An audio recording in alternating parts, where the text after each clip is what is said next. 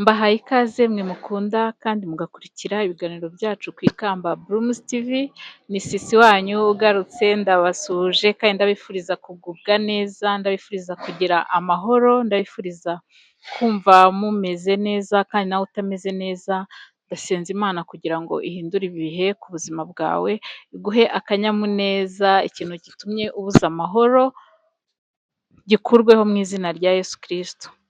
Rero mbahaye ikaze kandi ndabakunda cyane, namwe mukomeje kungaragariza ko munkunda, ni ukuri ni byiza kandi ni iby'agaciro, ni ukuri tubiha agaciro kandi nsaba Imana ngo ijye ibagura mu byo namwe mukora, cyane cyane abantu bakora like, bagakora subscribe, bagakora share, bakaduha amakomenti kugira ngo tugire ibyo tuvugurura, ibyo twabagezaho, uburyo twabaganiriza, ibyo twakosora, ni ukuri mwese mbasabiye umugisha.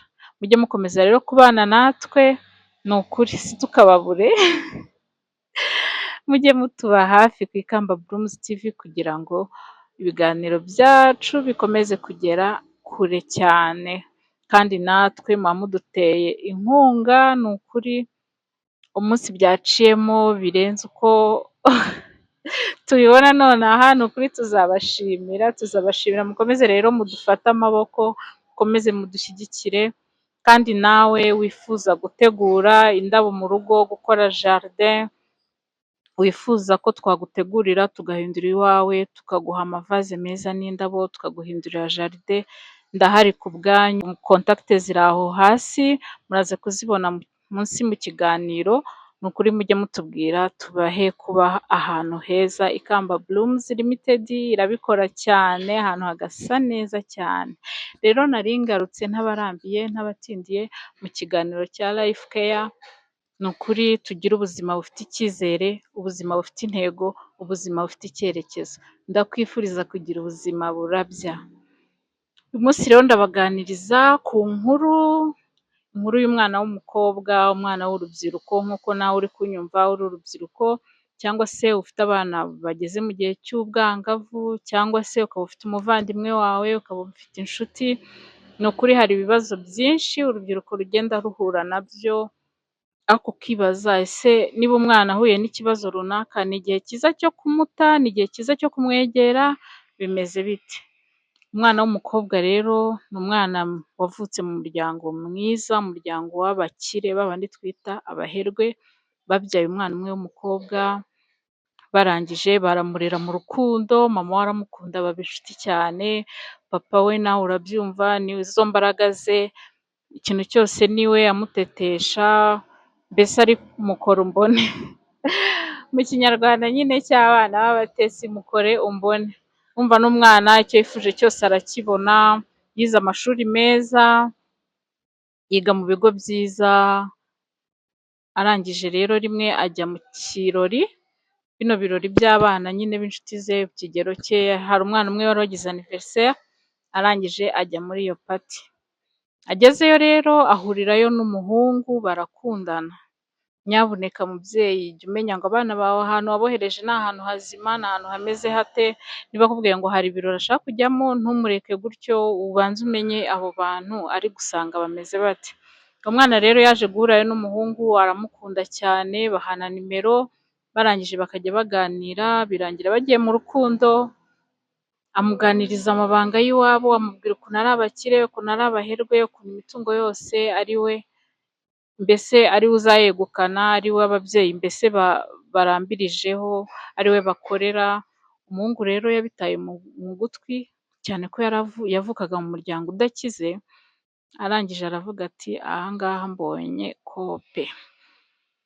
Nawe amuhata urukundo, barakundana, ariko mu by'ukuri umuhungu yaramuryaryaga, yaramubeshyaga, ni ukuri ntabwo wavuga ko ari true love, ariko umwana w'umukobwa ntabwo yabisobanukiwe, bakomeza gukundana, baradetinga, ibintu bijya mu buryo, ntabwo byaje gutinda rero umuhungu yamuteye inda.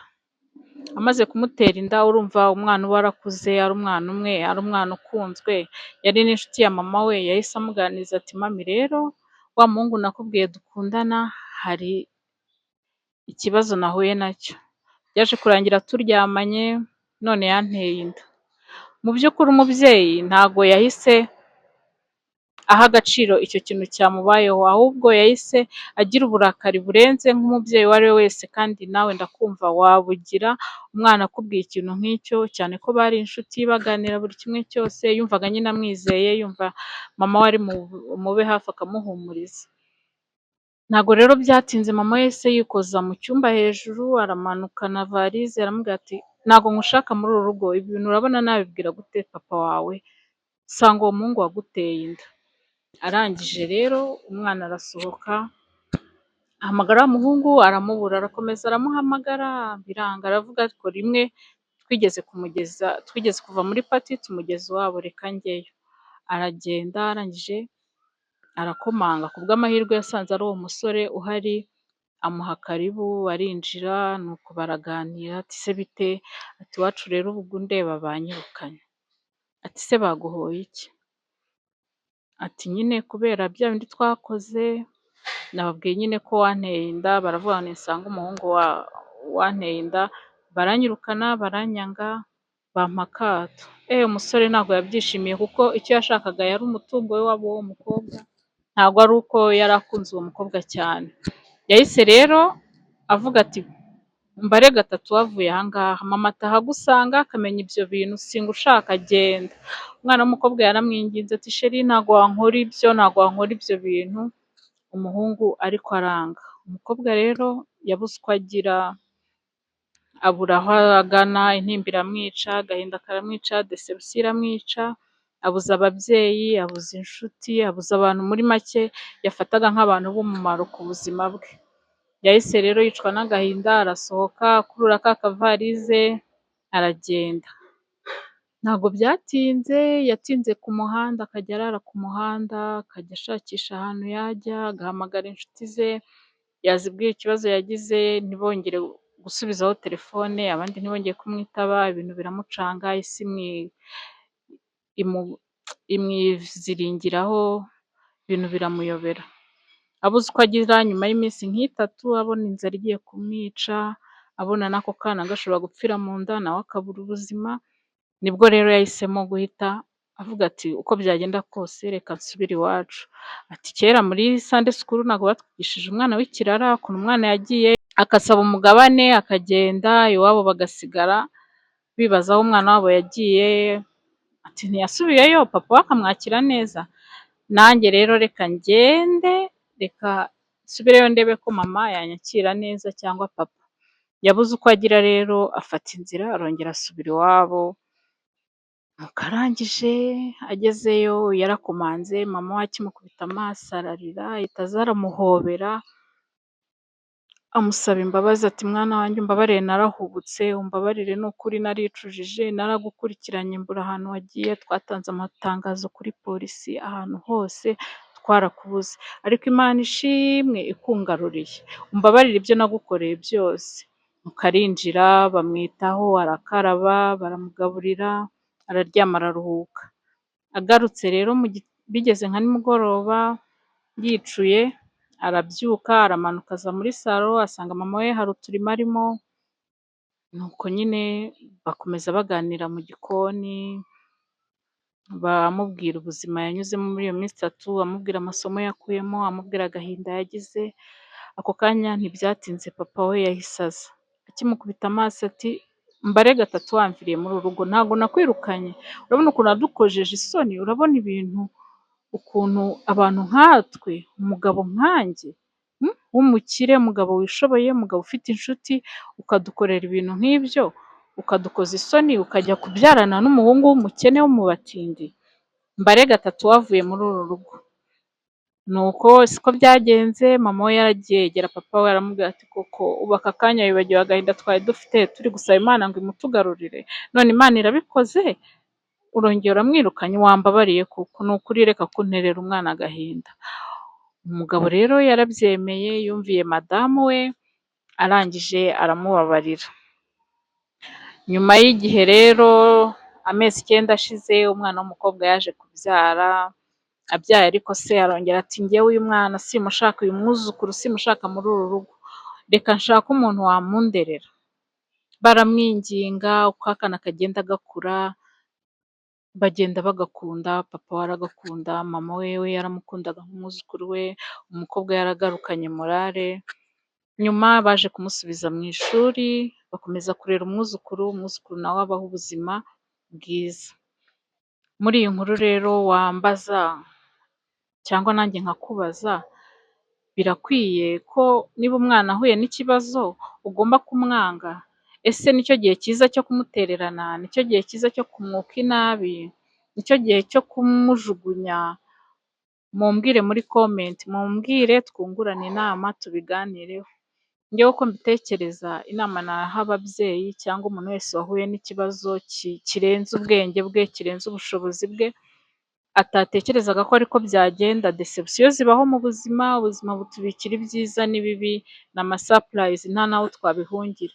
Ariko niba umwana wahuye n'ikibazo, niba agiye mu kigare kiba akaba aba addicted, akagira addiction ku kiyobyabwenge runaka, ntabwo ari cyo gihe cyiza cyo kumuta.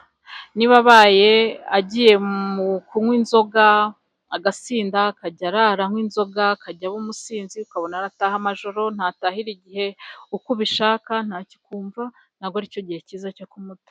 Niba se ahuye n'ibyago muri abo bana bakundana cyangwa undi wese akaba yamutera inda, ni ukuri ntabwo ari cyo gihe cyiza cyo kumuta, ahubwo ni igihe cyiza cyo kumwegera, ukamuganiriza, mukajya inama, mukaba inshuti, ukamwumvisha ko ibyo bintu bibaho kugira ngo ye kwiheba, kuko ibyo byonyine byamubayeho ubwe, nawe ashobora guhita yishyira mu kato, akaba yahunga abantu, akaba yumva nyine abaye igisebo ku muryango, akaba yaniyahura kubera agahinda gakabije. Ni ukuri mubyeyi, gerageza ubane n'umwana wawe neza, mube inshuti, aho bitagenda neza ugerageze no gusaba Imana. Imana niyo igorora, Imana niyo idushoboza byose muri uru rugendo, ntabwo biba byoroshye, ariko ntabwo bikwiriye ko umwana umuta. Ese wabanje kumenya icyamuteye ibyo byose?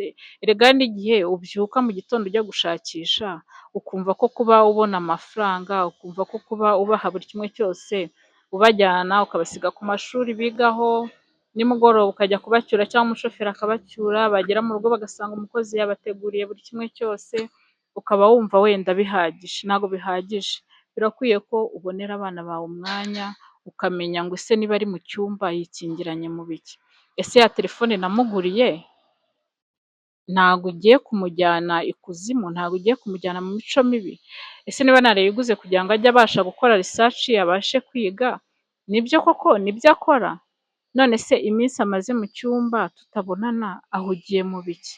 Nyabuneka mube maso, mube maso, hari ibintu byinshi, hari imico myinshi itari myiza igiye kudutwarira urubyiruko, cyane cyane ibi bintu by'ikoranabuhanga, ibi bintu bya online, ibi bintu rwose byishe urubyiruko.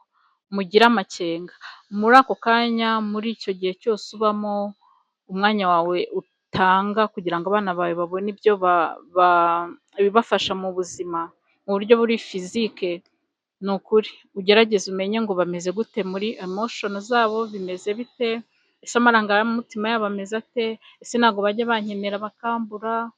Ibyo byose ufate umwanya ubaganirize, mube inshuti, kuko n'uriya mwana twaganiriyeho, uriya mukobwa, ni ukuri iyo ataba ari inshuti na mama we byari kumugora, ariko kuko mama we, nubwo wenda mama we yaje guteshuka akaba yamwirukana kubera umujinya n'uburakari, ariko nyuma yaje kwicuza.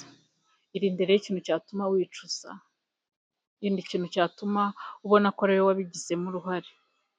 Gerageza ubane n'abana bawe neza, gerageza umenye inshuti bagendana, gerageza umenye ngo pati bagiyemo ni izihe, abo bakina, wenda wirinde kumubangamira cyane, umere nk'aho uri umupolisi ucunga ubuzima bwe, ariko ujye ugerageza urebe imyitwarire ye, uvuge se uyu ni wa mwana wanjye, ni wa mwana wakundaga guseka, ni wa mwana wakundaga abashyitsi, ni wa mwana waganiraga, ko mbona yahindutse, ni iki kitagenda, ni iki bimeze bite?